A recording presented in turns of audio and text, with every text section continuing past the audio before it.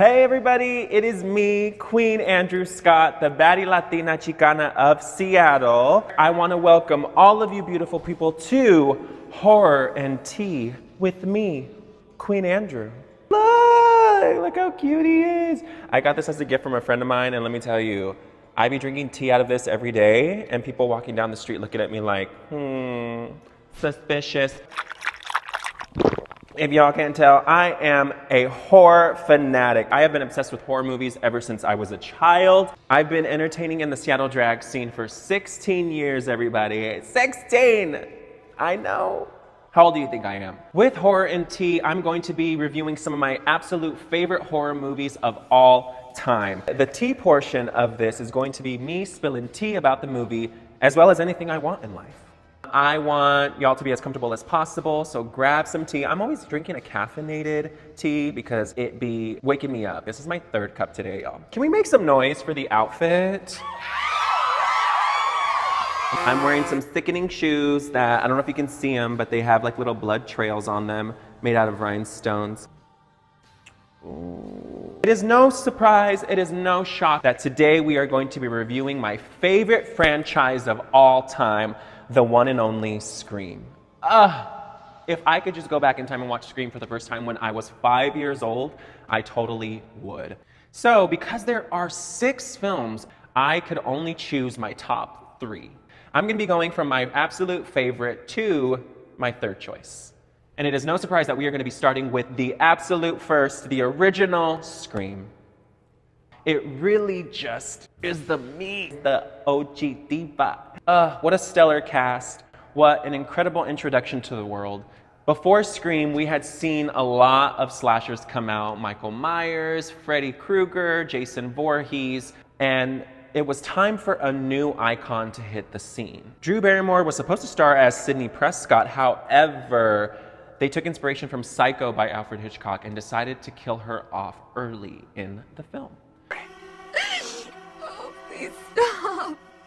Name the killer in Friday the 13th. Jason! Jason! Jason! I'm sorry. That's the wrong answer. No, it's not. No, it's not. It was Jason. Afraid not?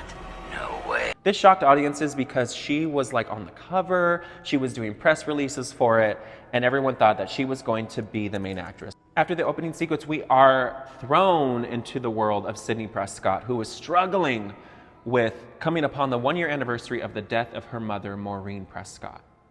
There's even a scene that I love in the film when Sidney goes into the bathroom after just running into Billy in the hallway. And some bitch is just talking mad shit about her mom. She's like, maybe she's a slut, just like her mother.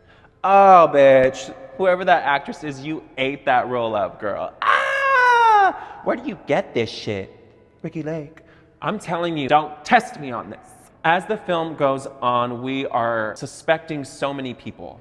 The film really does a lot of good misdirection. It leads you here, but then it throws you there. I can't take it. We gotta have our tea. Matthew Lillard was actually cast as Stu Macher because he was with his girlfriend who was auditioning for another movie, and a casting director saw him in the hallway and was like, hey, you have a good look. We'd love to see if you want to come in and read for this part.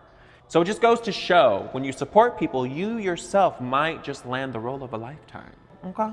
As we go through the film, we come upon the final act. Sidney is at a party with all of her friends, and they are getting picked off one by one.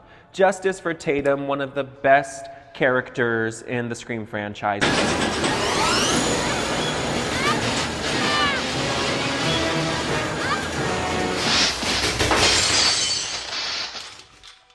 People still love to talk about Rose McGowan's portrayal of Tatum Riley. The reveal of the film is crazy. We find out that it was actually Billy and Stu that murdered Sidney's mother because Sidney's mom was sleeping with Billy's dad. Whew. What I love about this is that Stu is like shocked that Billy is telling Sidney. It's almost like he wasn't sure if he was gonna tell her or if they were just gonna leave that out. I really do love that reaction from Matthew Lillard.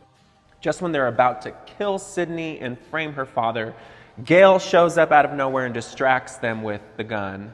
I've got an ending for you. The reporter left for dead in the news van comes to, stumbles on you two dipshits, finds the gun, foils your plan, and saves the day.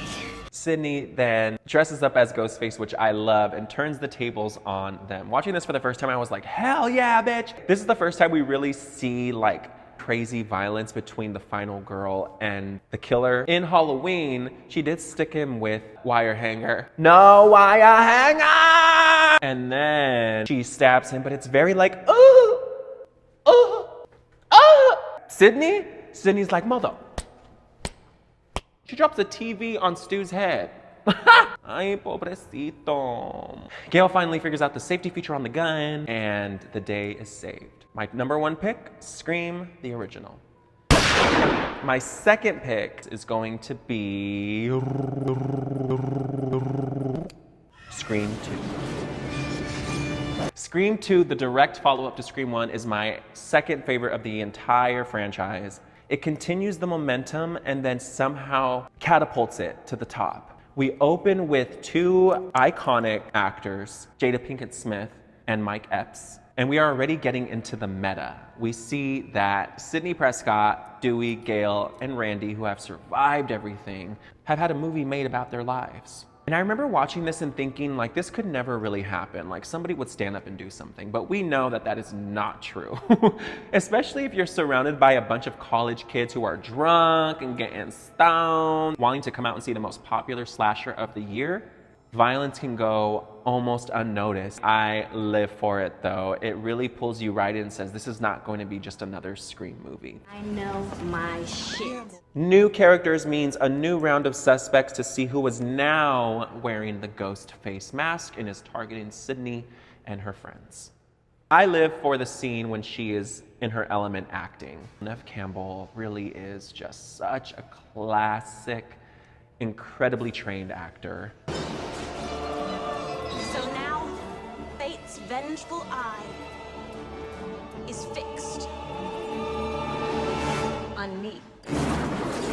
People love to hate on this scene because they're like, was Ghostface there? And I like the idea of not. I like the idea of her going a little bit crazy. I think it really adds to the tension and it adds to Sydney's overall growth throughout the film. As we get towards the end of the movie, one of the best scenes, Sydney and Hallie at the back of the cop car. So where are you taking us anyway? If we tell you, we'll have to kill you. Don't ask, don't tell. They really throw you into the character's position and say, what would you do?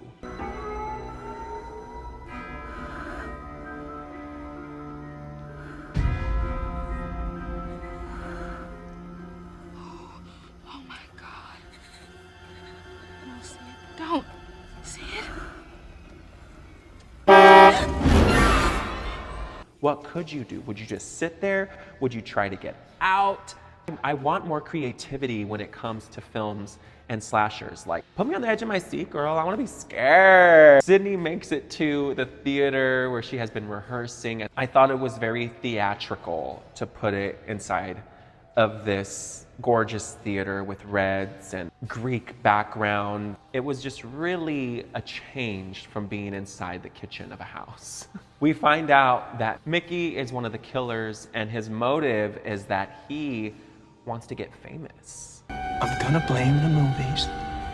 It's pretty cool, huh? It hasn't been done before. You see, this it's just the beginning, a prelude to the trial. That's where the real fun is, because these days it's all about the trial. Scream has always been ahead of its time, though, especially when it comes to motives. People always think they're kind of ridiculous when it happens, but then we move on a little bit in life and we're like, oh shit, people really are kind of crazy. And let me tell you, they are. And they think I'm the crazy one. Girl, you think I'm crazy because I'm in my living room filming YouTube videos? I'm not crazy. As I was saying... Now who's doing that?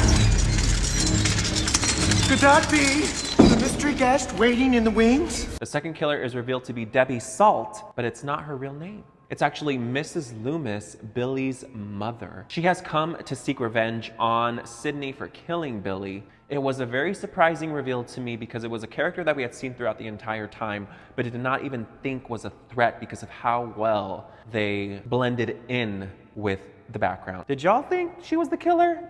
I want to know if you really thought she was the killer, like from the get-go. The minute you saw her, you were like, oh, it's that bitch. That pixie cut?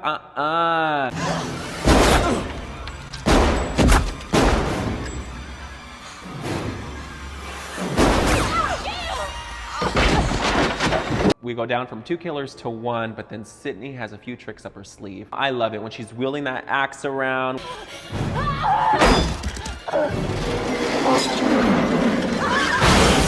When she's screaming. She has tapped into that power and she's like, you think that you're gonna kill me? No, I killed your son and now I'm gonna kill you. I love all the reveals with Cotton showing up out of nowhere, Gail still being alive. One of my favorite things about the Scream franchise is that it is so women-centered. Do you guys think I would be a final girl? My boyfriend said that I would be one. And I'm like, I think so. I think I'm pretty strong. You know, I think I'm pretty strong. Anyway, Scream 2 concludes both killers getting killed and we are now thinking Sydney is safe. But then Scream 3 comes along, which we are not reviewing today. What do y'all think the next one is? Now, I don't want to get crucified for this, okay? Because every Scream film truly stands on its own, and I really could have chosen any one of them. So, my final choice for my top 3 of the entire Scream franchise is going to be Scream 6. If you are a true Scream fan, and you have been following since day 1, it would be a little wild to me that you would not think Scream 6 is one of the strongest in the entire franchise. We are following a new set of characters that have been established in Scream 5 that are now moving on to Scream 6 in a bigger city from Woodsboro, New York City. The opening sequence of Scream 6 to me is so surprising. I did not expect a killer reveal so quickly. Samara Weaving's screams as she is being killed still haunt me to this day.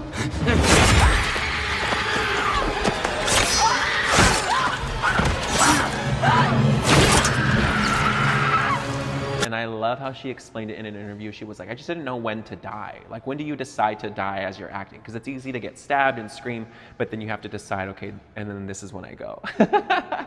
Sam and Tara are dealing with the aftermath of Scream 5. Sam is wanting to go to therapy, whereas Tara is just wanting to move on.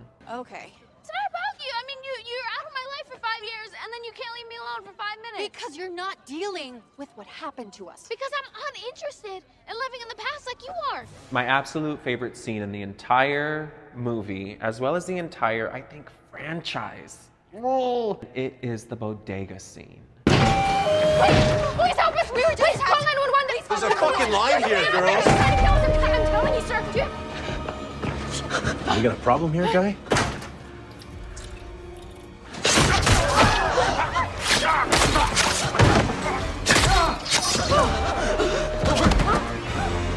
When I saw the trailer for Scream 6 and I saw Ghostface holding a gun, I was like, they better explain this.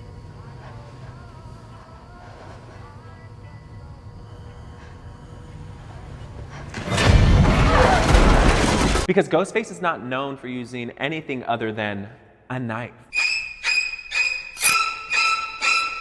So when I knew that he was going to be using a shotgun, I was like, they're too smart to not show a lead up to this. And it really is one of the most intense, one of the most well done scenes of every Scream film. We get new suspect, Quinn, their roommate, Annika, Mindy's girlfriend, Chad's roommate. I had Econ. I forgot his name right now. I'll say it in post.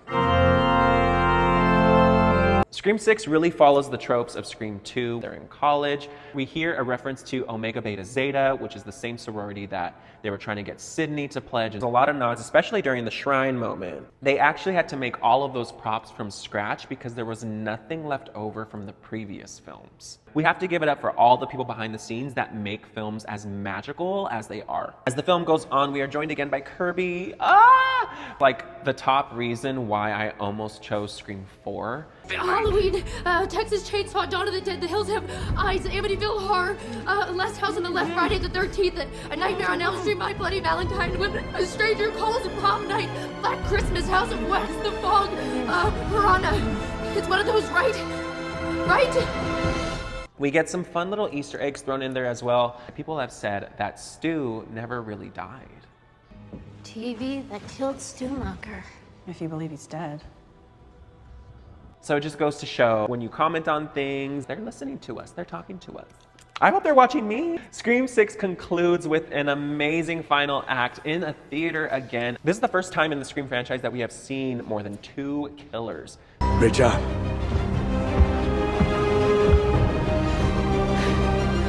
Both of you. We see a final showdown. There's a lot of shit talking. There's a lot of fighting back, guns, knives. It really is a really solid ending. I really just love the execution of the film. I really love how they pay so much homage to the originals, stayed with the times. They still made sure to like let us know that we were in a Scream film. This has been broken the whole time, you guys, and I have not noticed. Sorry. And that's why it is my 3rd favorite in the entire franchise. Now, the tea I'm going to be spilling today with all of you has everything to do with our main topic, which is that Scream 7 is just around the corner! Neve Campbell is back again.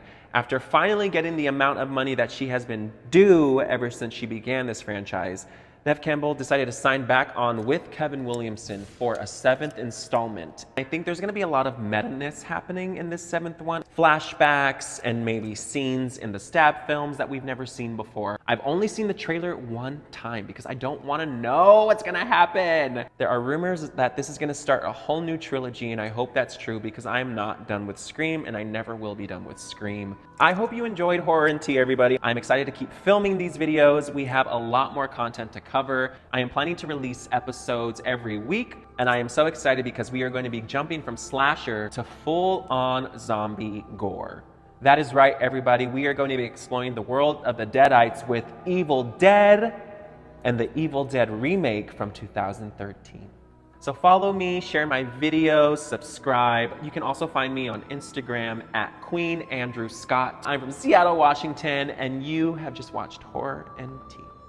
Mwah. We'll see you soon.